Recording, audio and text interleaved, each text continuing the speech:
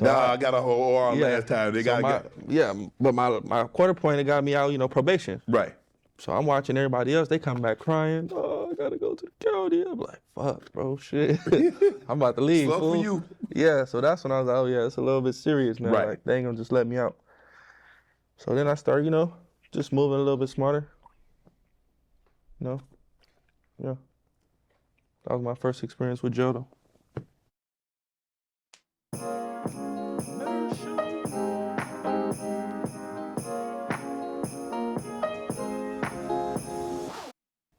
So what made you decide to say, you know what, damn this, I ain't selling no more of this ish.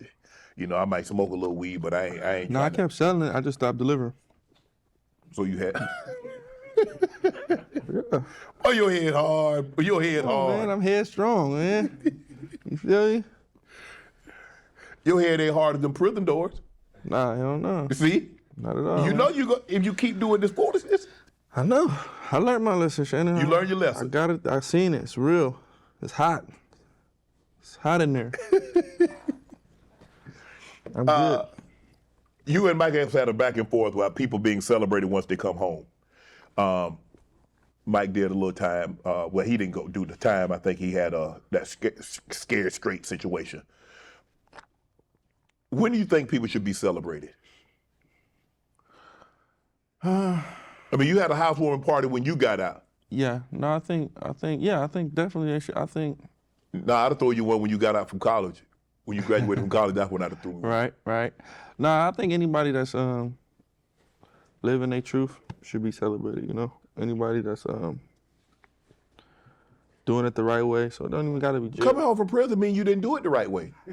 But you coming home from a environment that you're not gonna appreciate life if they don't appreciate you coming home. You know what I mean? Mm-hmm. So it's more of a celebration thing, That's especially in the hood. That's like a regular hood thing. Everybody, we seen boys in the hood. These make movies about jail. Mm-hmm. That's a part of the culture. They glorify it. You feel me? So you don't get to decide who we clap for. But let me ask you this. You say you got the tattoos. The tattoos are for you.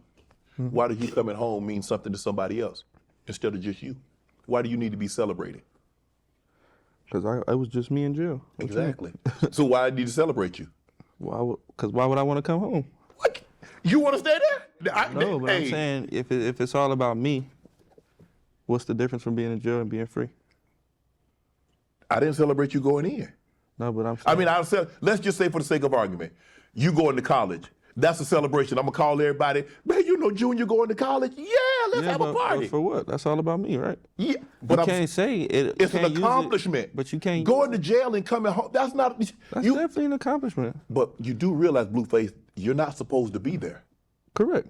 But anytime you go through hardship and you make it out, it's an accomplishment. Okay. You don't get to decide which one is more credible or valuable. Okay. Like I said, life is it's a numbers game right now. It's about understanding. It's not about. How many celebrations do I throw you? Because when you got just one, you only get one. No, but when you got out of OR, I celebrated. No. Nobody celebrated me for none of that. Because I didn't do no time, Okay. When somebody does time, okay, and they do it the right way, they walk it and like how they talking it. Okay. You celebrate them because that's how they ultimately want to stay free. That's what make them appreciate life. So you coming home this time and having the celebration, your family, friends, and loved ones there to celebrate you, that made you not want to go back? Exactly. Of course, not wanting to go back is already a thing, but all of you not wanting me to go back, yes, makes it even more of a thing. Okay. That's all. Okay. It's a numbers game, Right. And not even to keep it about jail. We can go other topics with it. Anybody. Like I just like to use the LGBTQ community because they've come such a long way. Okay. We don't got to get with it. Right. But we have to respect their numbers. No problem with it. So we don't get to say that, they shouldn't be celebrated because they should. They got their numbers up. Yeah. They live in the truth. Yes. If they're guiding people down that way, the right way. Right. Why not? There's too many people that's doing it the wrong way. Right. Tricking us, making us believe that it's, it's like a stripper telling you to go work at the club because she's making $10,000 every night. Right.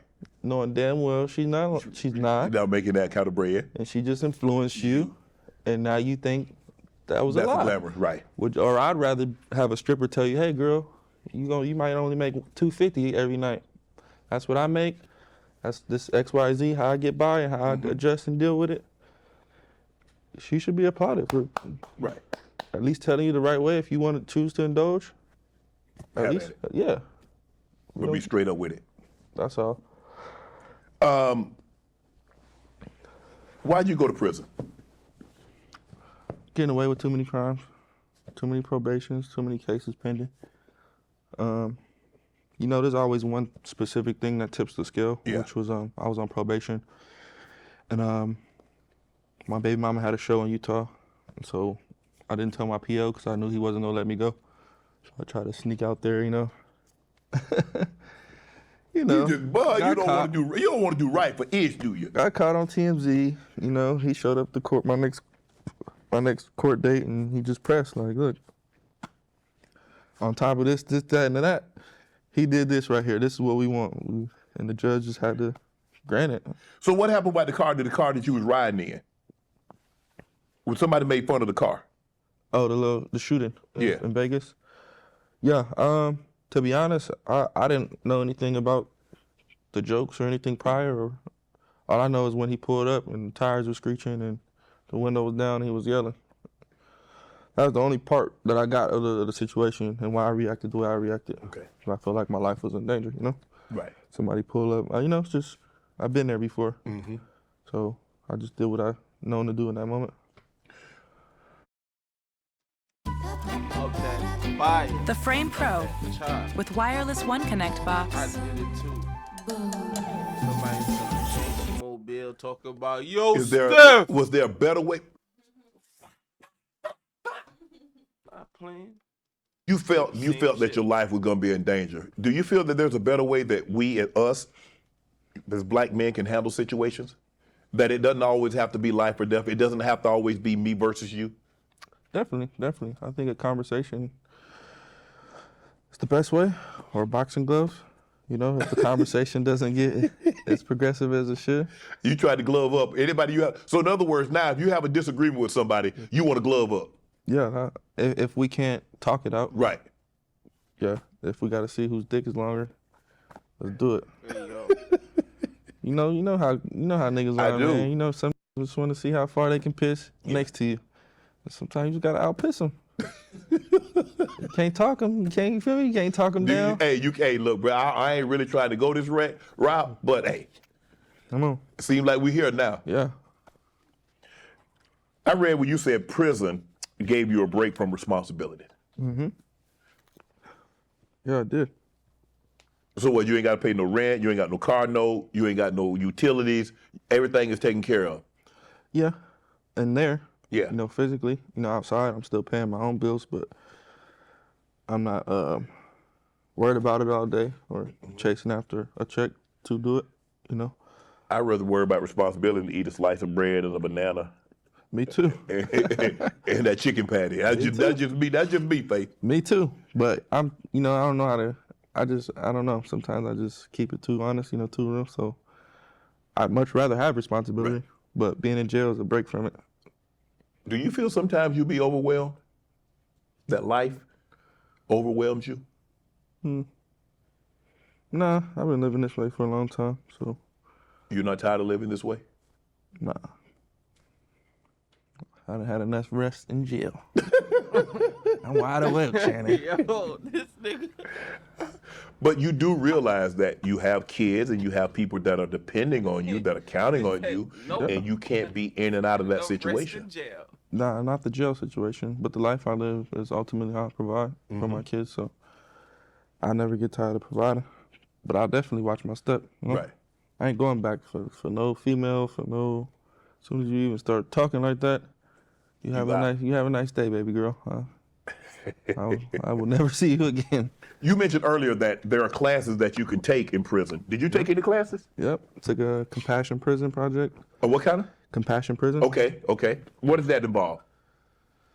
It's like teach you how to have compassion in prison. You know, Okay. more victim awareness. You know, more self-help. Like if you could apologize to your victim, would you? If you could talk to their family, type stuff. You know, just opens you up a little bit more to the other side of the gun. You know, which was dope. I took a theater class, which is like improv though, like no talking. We're just walking around, doing this, you know, Right. type thing. That was pretty cool. What else did I take? I took a computer class, typing class. You good with computers? Nah, I was pretty terrible. But I was doing whatever to get out the cell, you know? Right. So these classes, So all these classes kept you out of the cell. classes obligate this door to open. You know? Without it, my shit was never open. I'm like, man, how are you out walking around? You know, because it's like a college campus. In Right. there. So some people working, they got their work sweater on and backpacks, and they out roaming around, and you just in the cell window watching. Like, nigga, how are you out every day? All You was like, I want some I of need that. to get in that class then. Right. You know, put me in there, and then you know that's how I started moving around. But you weren't good. Have you gotten better at? Yeah, computer? at typing. Yeah. I learned a little bit in there. It was actually more like drawing up like insurance papers, and it just showed you like how to do more like DocuSign type stuff, Right. documents, necessarily typing.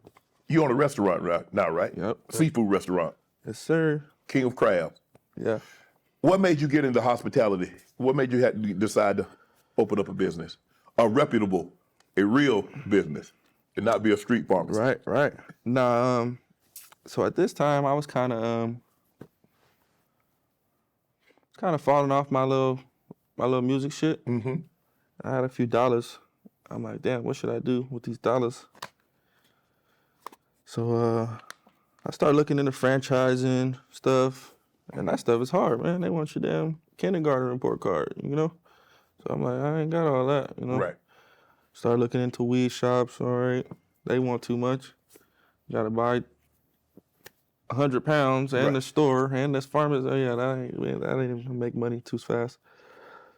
So I walked into this fish place, you know. I was actually buying a car from a place across the street. Somebody stole my car. Damn. Somebody stole my car from the airport. So I'm stuck at the airport. I'm like, man, I'm about to go get another car. Go to Mercedes. While you know how it takes a minute to buy a car. Yeah. I'm like, man, I'm hungry, bro. I'm about to go to this fish spot right here. Go in there, eat the food. I'm like, oh yeah, it's good. How much y'all want? Let me buy into this. Let me get a percent, you know? They turned me down. And oh no, man, we ain't doing that, you know. We got it going on. They got their family business, Right. whatever. All right, bet. Well, just take my number, you know? Just in case. Just in case. Sure enough, they, hey, we tired. We ready to sell.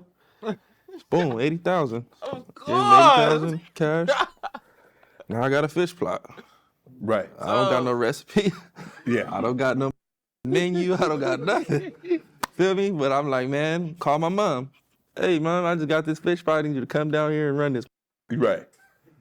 Boom. But the people that was cooking, they still stay there, right? The cooks and stuff still Nah. stay. So they was like, the owners was working in there cooking type thing. Oh, okay. Feel me? So they was tired. They like, man, we want to sell. We about to go invest in this and that. Right. Bet. All right, here's the money. All right, mom, I got this fish restaurant. Come run it for me, you know. I know you know how to cook. Right. She had a couple a restaurant out in Ohio. So I'm thinking like, it's perfect, family. Mom, you know. I was paying her husband, and the rent. I'm like, all right, you know, the first couple months, okay. About 6 months later, I'm like, hey, hold on. Where the money going? How I'm paying you and the rent? Right. At least one of them should be covered. You should be paying yourself, and I pay the rent. Right. Or vice versa. She taking out loans, credit cards, the business name, you know, Oh my goodness. without me knowing, approving. Right. So she just hit me with the debt, like, oh, I owe this on the taxes, this and that. I don't owe nothing. You gotta pay that. So that kind of, then she got tired and kind of quit on me. Right. So boom, she quit on me. So now I just got this place now, no nothing. I'm Humphrey Yang, and I've teamed up with U.S. Bank because they understand what it takes to chase your goals. And I'm Izzy, a pro flag football player. So How did that make you feel? You got this investment spot. You're trying to do the right thing. yeah, And you're like, you know, Mom, I trust you, and you know, I know you can cook a little bit, so come down here and help me run it. And you mentioned that you're paying the lease on the building, you're paying her salary, ain't no money coming in,